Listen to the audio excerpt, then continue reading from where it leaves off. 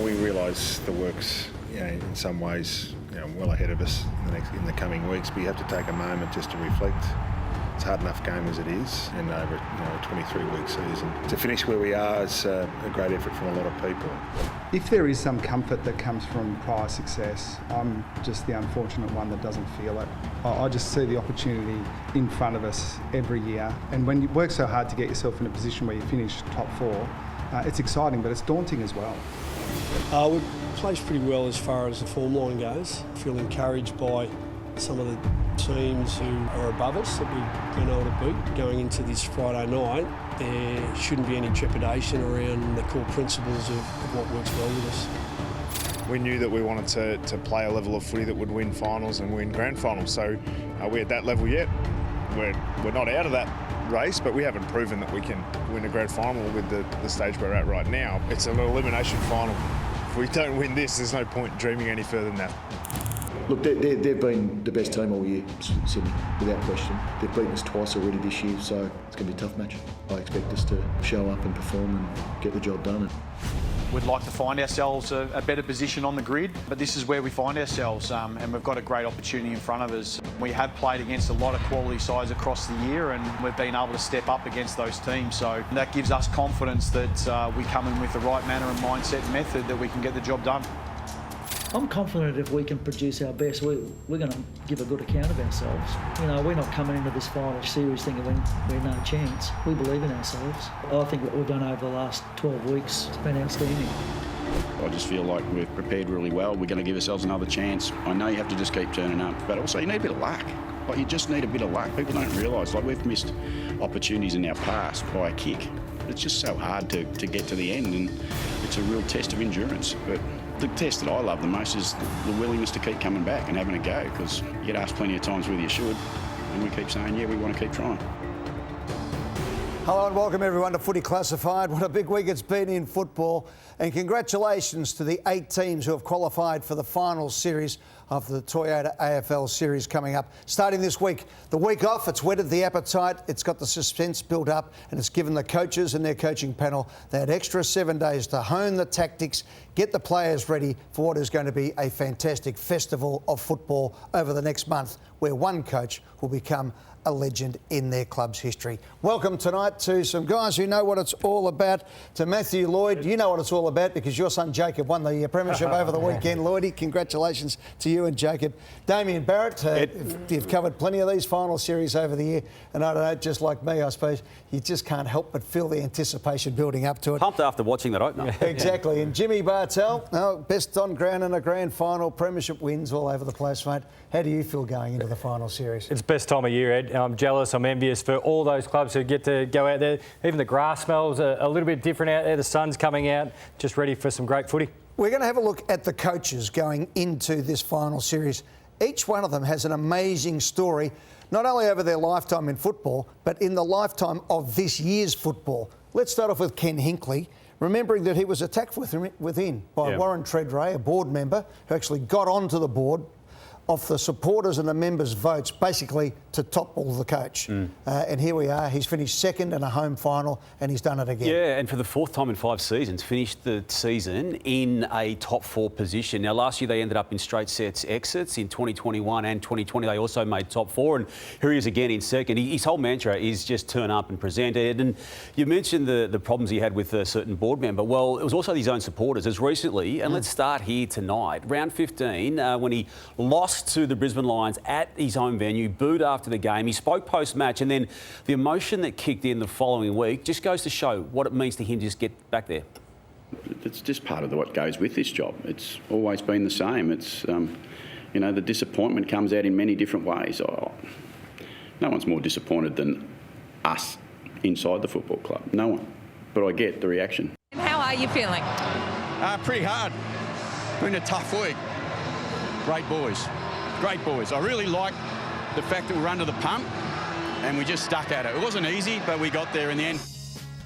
So the amazing situation, and you've got to give full credit to David Koch as president, and those on the board who stuck with him and saw through all the angst around the club to get to this position. And just lost one match after that particular point in time. That's the timeline of recent times. And look, present yourself, Lordo and Jimmy and Ed, that Ken has always had as a policy and as a mantra.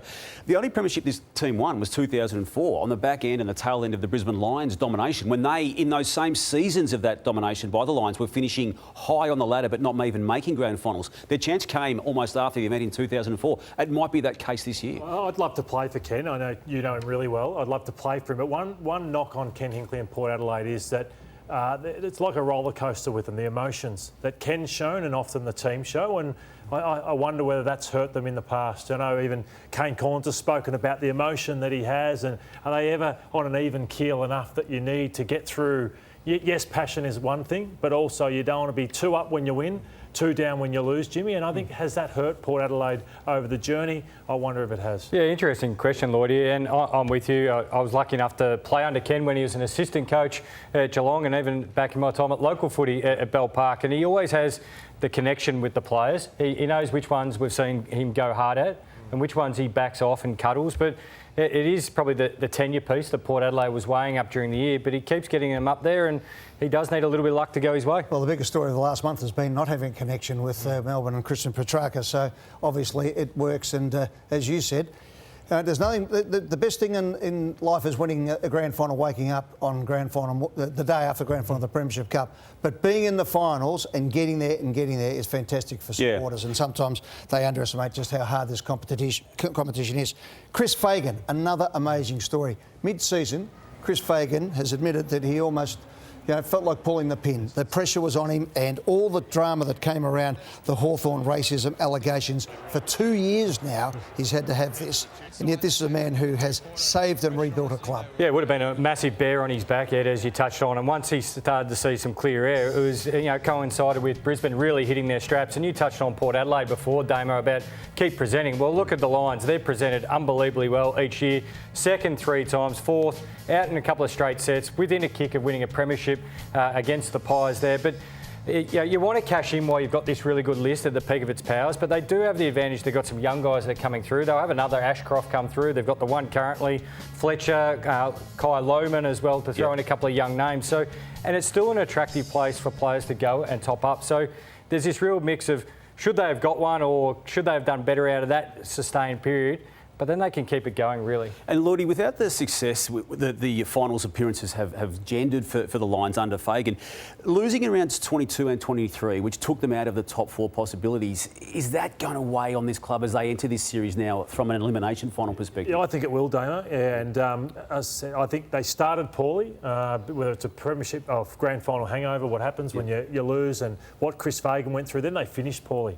Blew some opportunities where they should have been top 4. And I don't think for them to win 4 finals in a row and off to travel after this week for 3, that's a tough job. And I think that's underachieving for the talent this squad has. John Longmire at the Sydney Swans could be a victim of his own success. He's been so successful.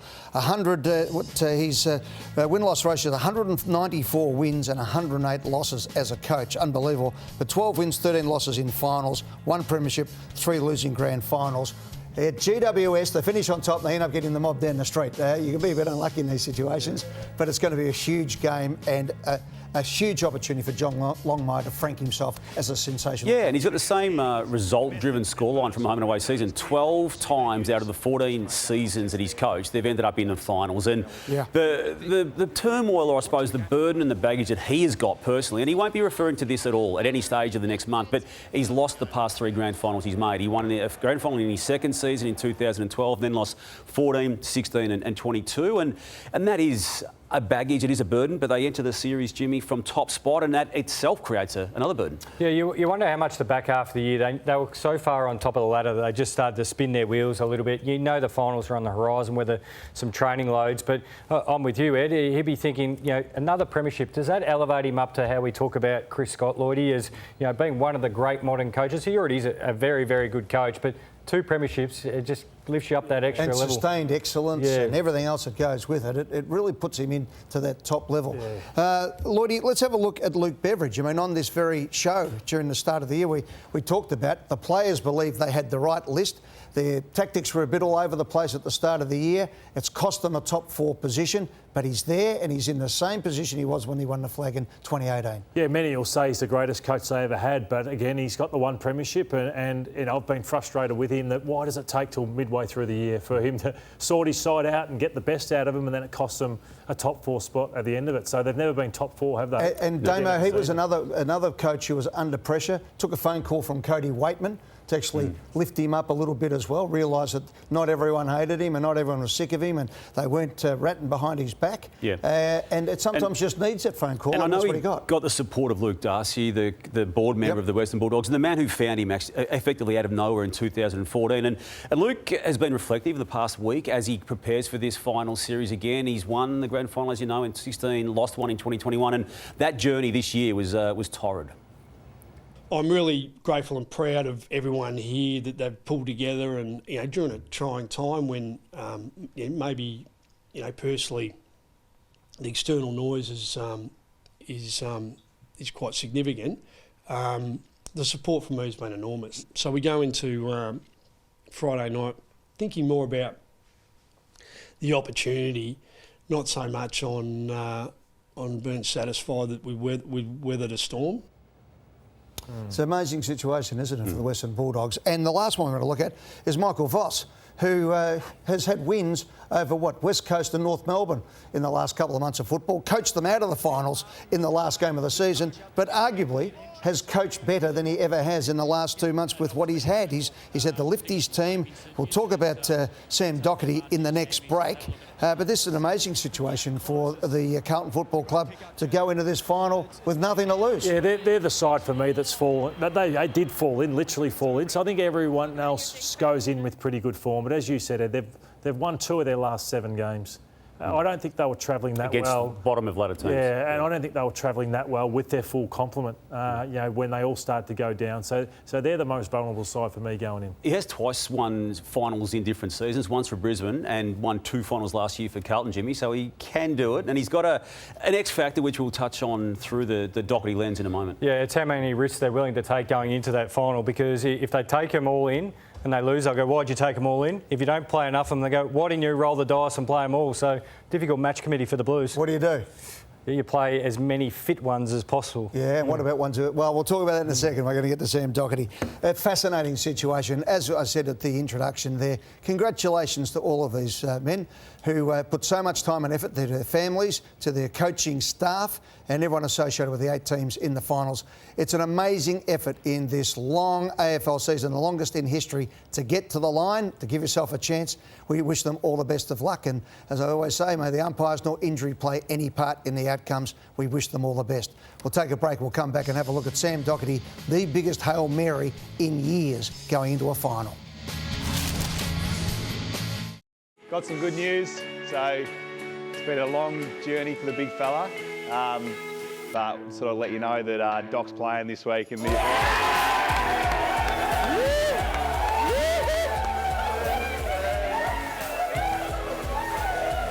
Well, when you win 2 of your last 7 games and you fall in after a loss in the last game against St Kilda into the finals, that's the sort of thing that sometimes can pick you up. Gentlemen, let's talk about Sam Doherty. He has come back from 2 bouts of cancer, 3 knee reconstructions, hasn't played a game in 183 days. The fact that he's been picked to play after 183 days is a modern miracle. Is this, as I said, one of the great Hail Marys? 3 weeks ago we spoke about Essendon not using Dyson Heppel, and we thought that that was an opportunity lost to get the emotion of what football's all about. And sometimes there is that miracle. Sometimes, do you believe in miracles, as Al Michaels called in that great ice hockey game back in 1980. But what do we all think about this? Sam Doherty, and go to you first, Lloydie, because you're the great pragmatist in these situations. What do you think? I always go the match-hardened fit player, Ed. So I think that, for me, he hasn't played since round 1 on the Gabba when he did his knee. So that's too long for me. So I love Sam Doherty, one of the more impressive people you'll meet, but I would never go down that track as a coach and bring someone who has not played a game for 25, 26 weeks. No, it's too big a risk for mine. Well, what about you, Jimmy? Because I can imagine Michael Voss standing there and pointing at him as they're about to run out. So this is what it's all about. Get out. And when he gets the first ball off the halfback flank and runs through and kicks, and the crowd goes berserk, they find something against a team who should beat them by 10 goals. Yeah, you're starting to touch on where I'm going. And, Lloydie, if you hadn't highlighted the 2 and 7, and they need a shift. They need a shift in the change rooms, the build-up, the attitude, whatever way you want to call it. If you get even 2 or 3%, you're going up, no one's expecting to win, and Sam Docherty's there, and as you mentioned, he comes flying off the half-back line. You just watch them lift. You saw how they reacted when Cripps, told everyone, all these people, neutral supporters, Carlton supporters, every supporter of football is going to have the first time he goes to the contest, given what he's been through already on that ground in this season and 2 times previously. I can't help but think, as a journo, you're thinking, where's the story, where's this going, and think, is this Sam Docherty's potential last fun run at a final? It could be the last game if they get done, and he might be there the next week if all goes well. And let's leave it at that. But with that in mind, the emotion and the comeback, and we've seen it over the years. Blokes come back for the first game, they usually struggle with the second one. But if he can find something and lift this team, it is as a journo, this is one of the great stories in football. It's already one of the great stories, regardless of what now happens in the performance of Docherty and the result of Carlton Footy Club. The fact he's back inside the season in which he's done a 3rd knee reconstruction is the story in itself, Ed, as you well know. And I suppose, Lloydie, converse to that, Tom Hawkins not playing shows that Geelong have got more of a plan in place to win the grand final as opposed to something to get up. Here's the teams on that in that moment. Port Adelaide versus Geelong tomorrow night. I just can't wait for this. Thursday night football, don't we love it? It's fantastic. And Dixon is the big story here as well. He's back in, and Todd Marshall's left out of that team, obviously, with Georgiades now the central point to that Port Adelaide forward line. And you're right, Ed, Hawkins and Guthrie expected to run around for the Cats in the VFL. And again, Damo, you look at Port Adelaide, they've got there, after all the dramas, probably the last team you want to play is Geelong, don't you? Because, they just have that knack. Without Houston and without Farrell, who I feel is an equally bad loss for them and problematic. OK, let's go to the Medallion Club now to work out just how this game might unfold. The Coleman medal, the Norm Smith medal, Brownlow medal is Jimmy Bartell. Matthew Lloyd. Thanks, Ed. This time tomorrow night, Port Adelaide and Geelong will be going at it. How exciting, just 24 hours away. And I think Port Adelaide don't scare me if I was a Geelong coach in defence or attack, but they scare me through the midfield. And look at where they are far more powerful than Geelong and their numbers of what they're doing through the midfield, Jimmy. So, clearances, they rank 4th compared to Geelong's 12th. In terms of scores, 3rd compared to 10th. Centre bounce scores 2nd to 9th. And first possession, 4th to 16th. So, they're a dominant force through there, Jimmy. Yeah, and 5 goals in the first quarter against the Cats. The first time they played down this year down at GMHBA Stadium in the first quarter alone. And Lloydie, you're starting to highlight things where it's really changed. It's not only attacking work, but it's their ability to come up on the opposition really hard. They've lifted their pressure rating, number 2 in defence, but they're so explosive out the front of the stoppage. Yeah, I think they're playing that tougher football. Like moments like this by Zach Butters, they are that tough at the moment. I don't see how they go out in straight sets. When you're as tough as this, where Butters and Rosie and Vaughan Francis and Willem Drew and Wines and Boak, they're playing really tough footy. And then you've got a guy like Isaac Rankin. So they'll expose you too on the spread. So they're tough, but then on the burst, they're just unbelievable at the moment, the way they're playing their footy. Pure class hitting the scoreboard, which makes them really dangerous. And where I can see the Cats getting an advantage to help take care of that stuff around the stoppage, but also with no Houston and Farrell, which you highlighted, Damo, is this big group of small forwards the Cats have got. We just highlight here, this is Stengel, this is Close and Myers. Watch the running power, and this is what I expect from the Cats, to be able to come up to those stoppage situations or contested situations, but then spread hard forward. Look at the work rate here on Stengel. You watch who pops up front and square, as I think it's Tui here, comes in and marks. There he is, front and square. They should be doing this all night at the Adelaide Oval. Get up, and you got Stengel right near you. Brad Close is actually out where Lloyd is at the moment. When this plays out, you see the 2 guys who bob up inside forward 50 right down here at the point post, the work rate, but they're able to cover off around stoppage on Thursday night, create quick exits for long dump kicks for Port Adelaide, but then get opportunities themselves. These 2, look at the gaps they put on their direct opponents. That was against Port Adelaide earlier in the year. So just their ability to speed, turn around and also cover off. Who are you sending this man to, Jimmy? Well, I think Willem Drew, you've got to take Dangerfield. We've seen in wins and losses, Danger has been the real big barometer or X factor or whatever way you want to call it. He's a magnificent player at tagging, taking the opposition's best and still hurting, so he can still get the ball on danger. So I can't wait. A game within a game is McEntee and Tom Stewart. So mark my words, they're going after Tom Stewart. So they are going after him. So this was round 9, and this is where it all started, where Tom Stewart did not get near it for about 5 or 6 weeks, where everyone said, let's go after him, let's go after him. Full credit to Geelong, Chris Scott and Tom Stewart for the way they've reinvented this, but they're not going to let him off the hook tomorrow night. No, I love the discipline of McEntee, and you look at all those edits apart from this one, back shoulder. So Stewart can just take him to the ball and then he's already in a good spot to defend. He's not trying to run away from it, but just every moment, just get under Tom Stewart's skin. I'm going for Port. I think Port just. Yeah, the second game we're going to look at, the elimination final, Western Bulldogs v the Hawks. And Jimmy, you want to look at the Hawks and where we're worried about them most, and that's the size in defence. No wonder they've gone and got Barrass and Battle to fill probably this role here. These two guys, Frost and Scrimshaw, have been really good as being the key backs. And I wonder whether this will be Sicily or Weddle or even Jath coming in. But what I want to do is more, whoever gets this matchup needs to always keep going to be the deepest, because these two are defending well, but you're going to get a really big mismatch on whoever this third defender is. If they're attacking, at least you take him out of the game, but you'll get a real height advantage. Hawthorn has a Toby Green for mine, and that's Dylan Moore. So that's how important I think he is to the Hawthorn Footy Club. And he's just become an All-Australian. He's tough. He's one of the hardest runners in the game. And I think he's in better form going into this final series. So you just look at what he does. Gets up high and just works back. So he's probably the hardest working forward and the most consistent forward. I'm going to talk to him about later about having one of the games of the season at this competition. So he's just about got everything. He'll probably be the next captain of the Hawthorn Football Club. So he can do everything, this man. Yeah, if you're an attacking halfback, you still got to keep an eye on him, because as we mentioned, his work rate, he's up in front of you by 50 metres. Next minute, he's inside forward 50 having a shot. Just on Luke Beveridge, I have been critical of how he's treated some of his players who I think should never be playing VFL football, but they're now back playing great footy. I think they're hungry. They're playing really good football, but Bailey Dale has been instrumental in career best form probably at the moment.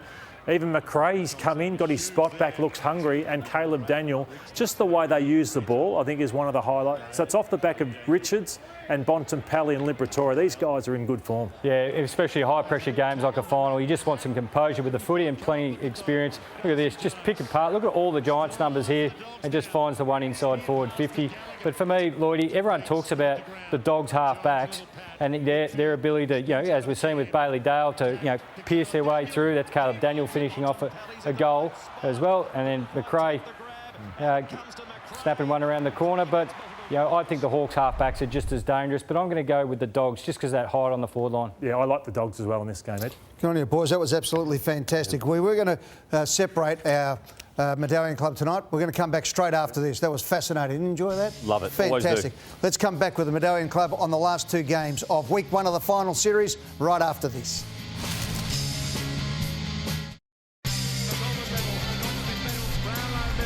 Jimmy Bartell.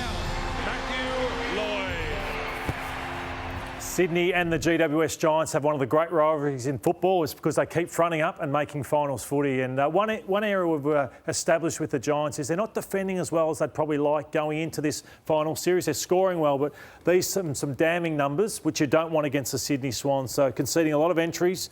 And from defensive 50 into forward 50, they're conceding a lot of scores. And the Swans, well, they're dynamic in this area, Jim. Yeah, glad you highlighted that. 51 points and 33 points the Swans kicked against the Giants in the last 2 games from that D50 to forward 50. And this is the Swans at their best. We've seen all year that ripping football up off half back. You see the lizard, everyone get involved with a handball or kick, but they find some really easy entries. Yeah, you give them that time and space and they'll beat GWS Giants. So the pressure has to be much, much better.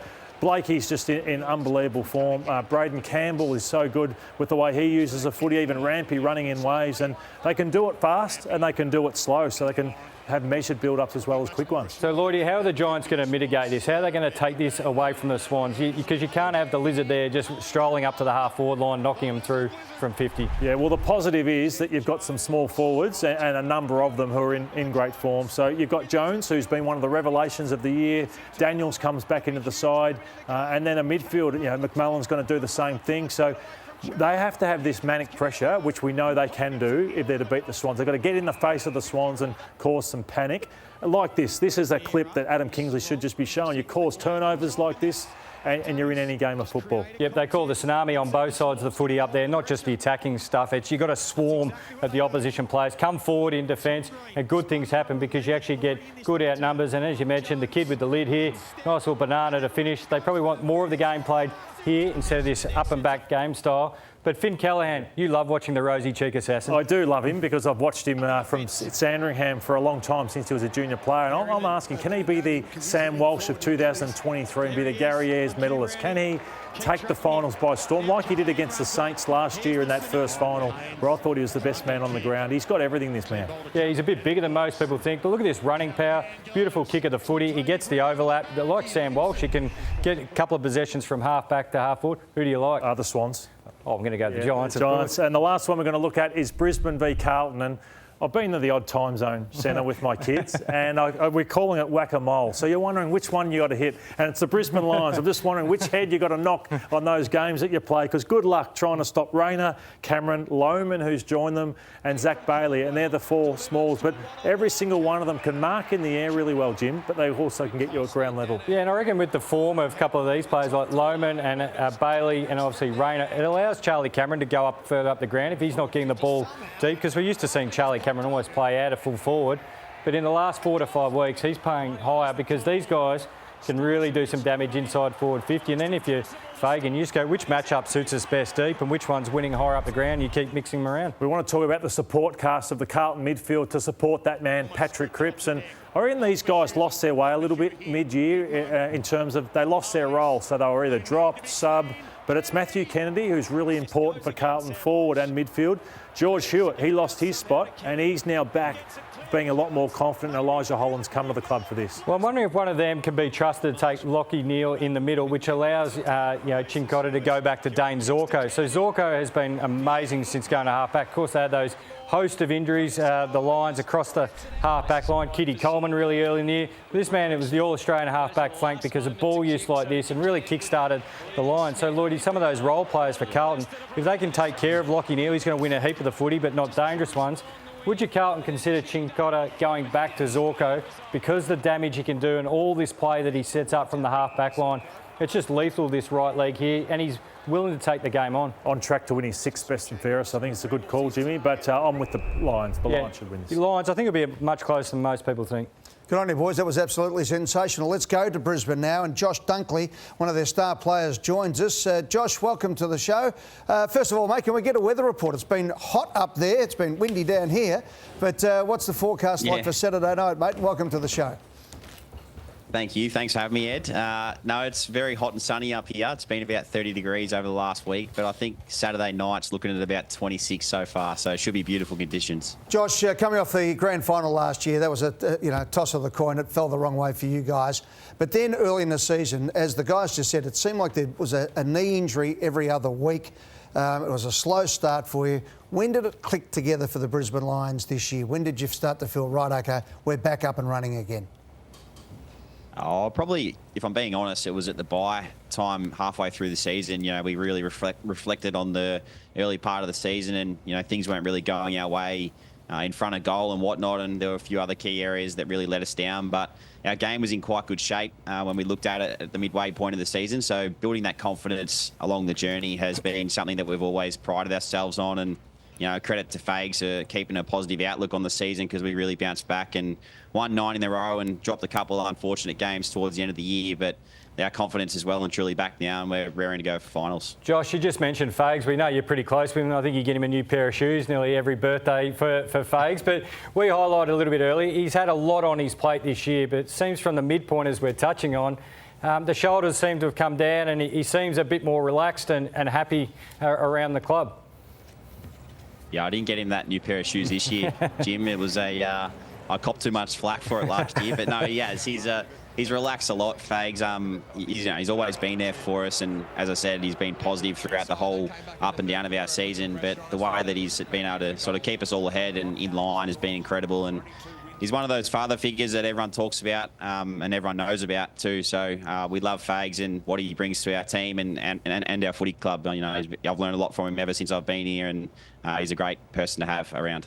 Josh, you did a fantastic job on Patrick Cripps last time you played, and it was just your positioning, and you just didn't allow him touch, and you got the body to match him in that regard. So when you take on a player like him, what are your key focuses? Oh, he's such an incredible player, Cripper. It's an absolute honour to go up against him in games like this, and it's going to be another one on Saturday night. It's just a great opportunity for me and our team to be able to play against the best. And Cripper's had an incredible year. Probably stiff to miss out on the captaincy of the All-Australian team. I feel him and Bont were both incredible, but I just love playing against the best, and I'm sure we'll see plenty of each other on Saturday night. As you said, the body positioning is obviously important on him because he's such a big unit. The way that he can play the game is incredible. Josh, you've obviously got a lot to prepare for and focus on this week, but have you been watching from afar the events of the Christian Petrarca situation at Melbourne? And I ask through the lens that you may have on that, given your decision to want to leave your club, the Bulldogs, at the end of 2020, being forced to staying for 2021 and then leaving. Just through that lens, have you had a close look at that? Oh, I haven't heard too much about it, Damo. Being up here, it's more about the NRL, but you do see bits and pieces here and there, and it's a tough one to comment on because, I don't know what's going on in his world and everything that he's talking about. So I'm not too sure of the finer detail. I'm sure, I did see that he came out the other day and did a media article or whatever it was, a press release through the footy club. So I'm sure he's well and truly comfortable with where he's at and, confident in hanging around and playing for the Melbourne Football Club. So you're one of the leaders at the club, Josh, and we love the way you speak, but how much do you challenge each other on giving the first option? Because I think sometimes it doesn't happen at the Brisbane Lions and it causes you trouble as a team. Is that a fair comment at all with players often not just giving to the best option that they should inside forward 50? We definitely talk about it, and as a leader, it's always something that we bring to the floor. But I mean, there's plenty of times where we back in our players to take the game on. You showed vision before of Cam Rayner taking on tackles and finishing on goal, and if he gives the first option, he's probably not able to do that. So at times, it's you got to weigh up that decision whether it's the right thing to do. For me, I always just give it, but other guys, because I can't really break tackles like a Cam Rayner. So those examples are critical in the way that we play and the way that we want to win the footy. So there are times that you probably should, and we've seen those, and it's been heavily publicised at times. But in order to play our best footy, I feel like at times you got to take the game on. Mate, when you left the Western Bulldogs, you left the great mate in Adam Treloar behind. You must be delighted to see your old mate get his All-Australian selection. Yeah, it's great. Adzi's been a best mate of mine ever since, a few years ago. And, the hard work he's done, I've always admired him from afar before I met him. And, he's probably been stiff to miss out on a couple other Blazers a few years back. But to see him get the reward this year, it's very special. It means a lot to me, being one of his mates. So I feel like I've been a part of that journey with him. So, love Adzi and what he brings to our game and obviously our friendship too. And just the last couple of questions. Jimmy brought up the runners and things that you gave to the coach. Are you living in the boot studders place at the moment? What's all that behind you? What's going on there? This is my shoe collection, Ed. Yeah, so, take us through it. What do you got? Oh, they're like Dunk Lows, Nike Dunk Lows they are. So I like to collect them and store them in a nice little clear cabinet. So when you walk through the hallway, you can see it on your way through the house. It's nice. The Dunk Lees, Duck Lows. That's fantastic, isn't it? Great stuff, eh? How many pairs you got? Oh, geez, I have counted before, but I reckon I've probably got about 40-odd pairs in there. Yeah, all together. Fantastic. They're not all on show, though. They're the good ones behind me. Good idea, mate. And just lastly on the game, how's it been to plan for Carlton? How many boys are you expecting to bring back to the Blues? Yeah, it's a good question. We haven't really looked at their past couple of weeks because, you don't know what they're going to put out there on the field. So all you can prepare for is their best. And, the season that they've had, they started the year really well. And we know how good they were up here against us last time. So, we're preparing for their best, controlling the controllables at the same time because you don't know what they're going to do selection-wise. So all we can do is focus on our controllables and go from there. So it's been a really good couple of weeks for us in preparation for the game. So we look forward to Saturday night. Final question, Josh. You've had 2 weeks to think about this. Has there been a theme this week coming into the finals? Home final, warm conditions, everything's set up for the Brisbane Lions. Whether there's been a theme or not, it's more about, where we were halfway through the year. I feel like, our backs were against the wall and now we're similar position where we've just got to go for it. So, there'll be no mucking around on Saturday night. I think you'll see the heat that we're going to bring, and I'm sure Carlton will bring the same. So it should be a great game of footy. Oh, I want to watch it now. Bounce the ball. Let's get stuck into it. Good on you, Josh. Good luck, mate. I hope the boots you wear on Saturday night get dirty. You've got plenty of replacements behind you, mate. But we really appreciate you coming on. Congratulations on another wonderful season, and we wish you all the best on the weekend. Thanks, guys. Cheers. Good on you, mate. Josh Dunkley joining us. Absolute ripper there. Just on the Petrarca, just before we go to the break, you mentioned the Christian Petrarca situation. Do you think that there's something similar in that maybe Petrarca is made up and the options will come in 12 months' time and he gets his body right and well, let's kick this down the road a little bit and maybe get to the term I want to get to when they can actually get into the training position? On the back of a couple of calls that even just came today, Ed, without wanting to make them, I've got no doubt that is where his head is at right now, that this time next year he will seek to leave again. Now, we've all seen enough. Things can change, but that's where it's at in my eyes right now. Let's take a break, come back with more Footy Classified right after this, including, of course, our magnificent Lexus Blackburn Award. Welcome back, and don't forget, Channel 9's My Room Grand Final Spectacular is coming up, and I tell you what, we've absolutely ramped it up. Off the back of watching the 30 years of the footy show, we're going to come up with a Grand Final Spectacular from the Palms at Crown, Thursday, September 26 from 7:30, right here on 9. And of course, footy finals, it's all happening at Crown. Enjoy the big games across the big screens, live at the pub, the sports bar and the Jackpot Bar, and particularly with so many games being played outside of Victoria, good place to go and enjoy it and have a party watching the footy. Can't get any better than that. All right, guys, I've got to ask you this, Lloydie. Jake Stringer.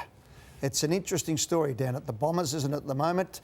Is there a team, is there a Collingwood, for example, who might just go, right, we've got all these over 30s, do we have a go and get this bloke and maybe get him to play one big, exciting year of football and steal a flag? Or do the Bombers stick to their guns and say, Jake, this is the way you play your best football, and you too, Jayden, pull your heads in and be part of something special? Yeah, I think they all understand that you've manager walks in and just says, I want a 2-year deal, and the club says no, 1. And he says, no, we want 2. I said, well, you're open to go and look and explore your options. So it's just a mature way of doing it. If he can get 2, I think he plays somewhere else. But if he can't get 2, he goes back and plays at the Bombers. He's guaranteed to get 2 elsewhere, Lordo. When we spoke on Access All Areas during the week, didn't we, that the interest will come from the Sydney Swans once their final series is completed. Collingwood, I fully expect to explore the possibilities around it. I wouldn't be surprised if Melbourne, I know they've got some issues in the space that Jake Stringer is sometimes criticised for, that being off-field and commitment, but they need a forward. There's a few clubs that need a forward. If Melbourne brought in Jake Stringer, would Petrarca just walk straight out the door? Well, that could add to that problem too. But does that override the need for a forward? Because they need a forward as much as they need anything. What's funny is the Bombers are desperate for a forward, but they obviously see enough that they just go, you know what, we're probably best to move Jake Stringer on. So there's enough there that I think they get frustrated by his lack of consistency from one week to the next, one game to the next. His best is great, but he's bad is bad. Lloydie, you should make a comeback, mate, because key forwards are the talk of the town at the moment. Yeah, well, Tom Lynch, we know, is contracted for 1 more year at the Richmond Footy Club. It's a back-ended deal. It means that $1.5 million is attached to that deal for next year. So he's owed that money. That's money that he didn't take early on. But there's going to be discussions around him. I still expect Collingwood to consider that possibility, how they manage that with Richmond and the finances attached. Peter Wright, does he possibly look around, Lord? I think he's contracted, but does he want to have a look around? Jack Lukosius, we know, is open to a new home. It may well be back in his home state of South Australia. And then North has been linked via the West Australian newspaper to Jack Darling. I'd be surprised at that, but there is a question to be asked. I mean, does another club look at Jack Darling for even 1 year? Would Collingwood look at any of those matters? I don't know. No. Hey, Ed, you asked before about the Petrarca situation. Equally off-field for Melbourne is the off-field situation. Yeah. Stephen Smith, a former player and former chairman or chair of the MCC, he's had his name linked there in a significant way. Will he take over from Kate Rocky? I think there's already been discussions. I think Stephen Smith is not ready to take over the presidency, but I think in his life, having just finished off an amazing legal career where he's worked 7 days a week, been the MCC, needs a bit of a break, freshen up, but his love for the club, I wouldn't be surprised if he goes onto the board and then eventually in due course as they sort things out, and he can have a bit of a look without having to be the boss, might then assume a position as president down the track. But I think that that'll be an orderly takeover or an orderly transition rather than a takeover, more to the point. Couldn't get a better bloke than Stephen Smith to come into your club at a time of turmoil. He's an absolute ripper. All right, we'll take a break. When we come back, guys, we're going to look at some of the best games of the season as we decide who wins the magnificent Lexus from Andrew Moore and his team at Lexus of Blackburn. What about this? The winner of the Performance of the Year couldn't get there without a great team behind them.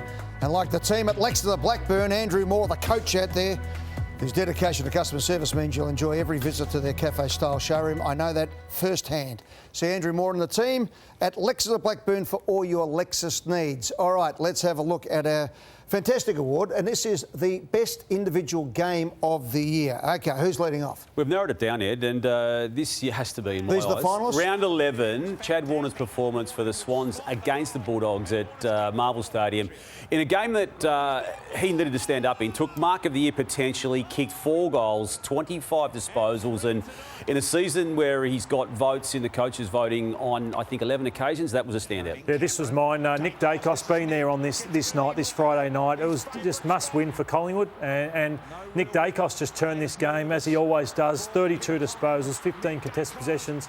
Peter Dacos was going berserk in the box. Remember this when Nick kicked the winner? Well, this game was so important for the Giants to lock up a final spot, or they were still in the balance here. And Brent Daniels, 29 touches, 13 tackles, 11 score involvements, 3 goals, an absolute monster game from the wee man. And the one that you spoke about in Medallion Club, Dylan Moore. How about this? Round 12 against Adelaide. This is when they just started to really get on a roll, the Hawks. 27 disposals, 5 goals. You know, a la Lee Matthews, if you don't mind, for the small forward who just found it everywhere, and he was absolutely sensational. We'll continue to look at the player of the round right through to the preliminary final. Won't worry about the grand final because they get a Norm Smith medal. That's good enough. But the rest of it, we'll have it and we'll announce it, of course, on the Wednesday of grand final week. And this is what you win. How about this? Performance of the year, we'll be driving home a fully loaded Lexus LBX thanks to Andrew Moore and the team at Lexus of Blackburn. Just like our winner, it'll be dynamic. The impact will be sensational. It's compact, it's hybrid, it's a sporty package without compromise. Test drive the new LBX at Lexus of Blackburn. And as I always say, Jimmy, it's what? It's like a spaceship. It's like a spaceship. It is indeed. It's absolutely sensational. We'll come back and wrap up another Footy Classified right after this.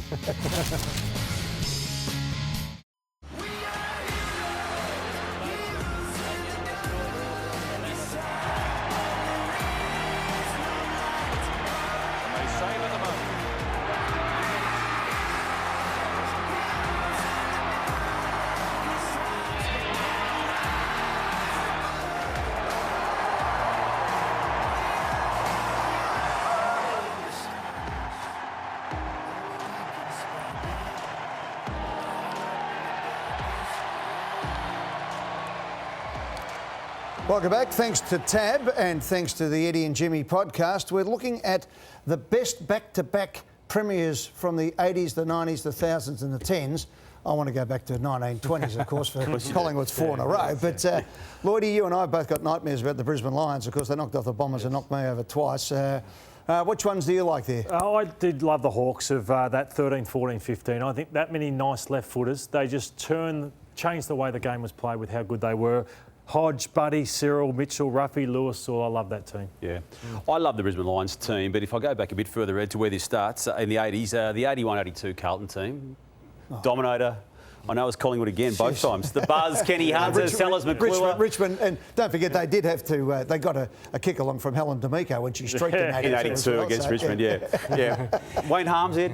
Yeah, that was 79, so don't bring that up. Lloydie, I love that Hawk side. They were dominant, beautiful and skillful, but I'm going to go with the Lions side. They were tough, they were brilliant, they were brutal, skillful, Brownlow medalists everywhere. And then you got big Alistair Lynch and all these guys up in the 4 line.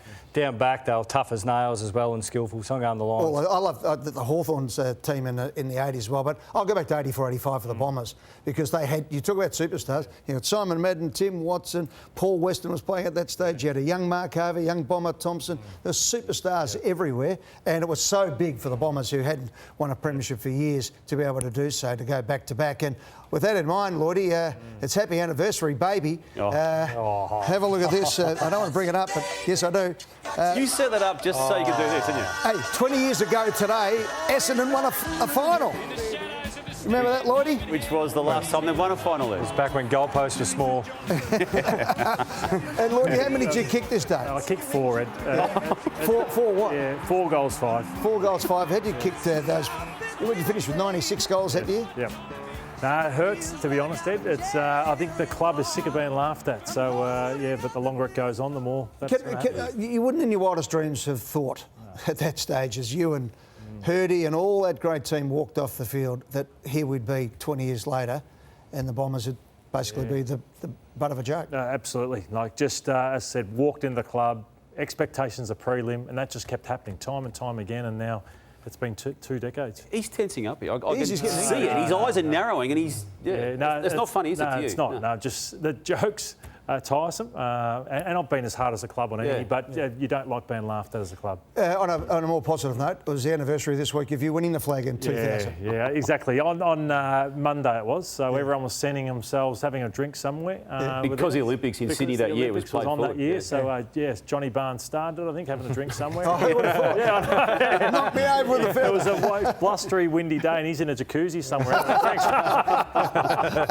There you go. The Bombers of old. That's what they need to do. They need to get the jacuzzi out there at the hangar. Good on you, boys. It's been fantastic as always. Hey, as we said, good luck to the 8 teams in the finals. It's going to be an absolute belter. This time next week, there'll only be 6 left as the countdown to the 2024 Toyota AFL Premiership is on in earnest. Good night, everyone.